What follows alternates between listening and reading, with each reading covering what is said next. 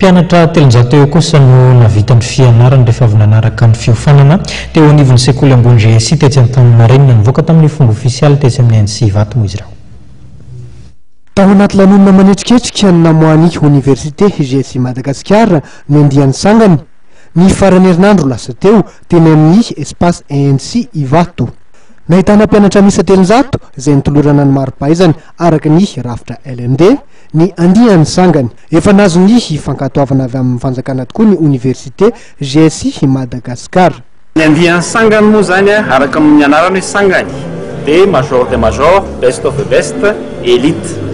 Misy dikany mihitsy satria efa hatrany am-pianarana izy ireo nefa narahan'ny firenena mikambana maso zany ny fandehan'ny fianarana.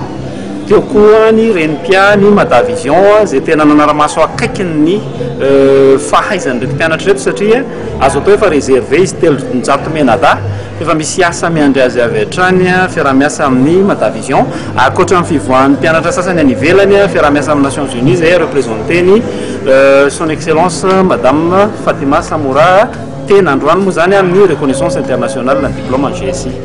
Efa mivelatra eo amin'ny sehatra iraisam-pirenena ny Université GSI ary profon'izany ny fanatrian-dramatoa Fatima Samoura solontenan'ny firenena mikambana ity lanonana ity. Mitondra fanazavana mikasika ny fidirana eo amin'ny sehatry ny asa manoloana ny fanatotoloana tokoa ramatoa Fatima Samoura. La reconstruction et la relance économique et sociale de ce pays ne peut se faire sans vous.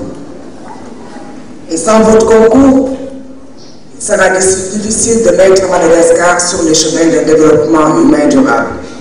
Iramatoary lalana manatsoa tare général Madavision kosa no renim-piany andiany sangany. Cela ne m'a pas empêché de réussir dans ma vie professionnelle.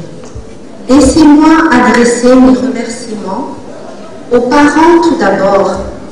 Aujourd'hui, ils sont fiers, mais ils ont peur. Ils se disent, maintenant il va faire quoi le petit là? Tao anaty lanonam-pianakaviana tanteraka no nijoran'ity famoahana andiana mpianatra ao anivon'ny Université GSI Madagasikara ity.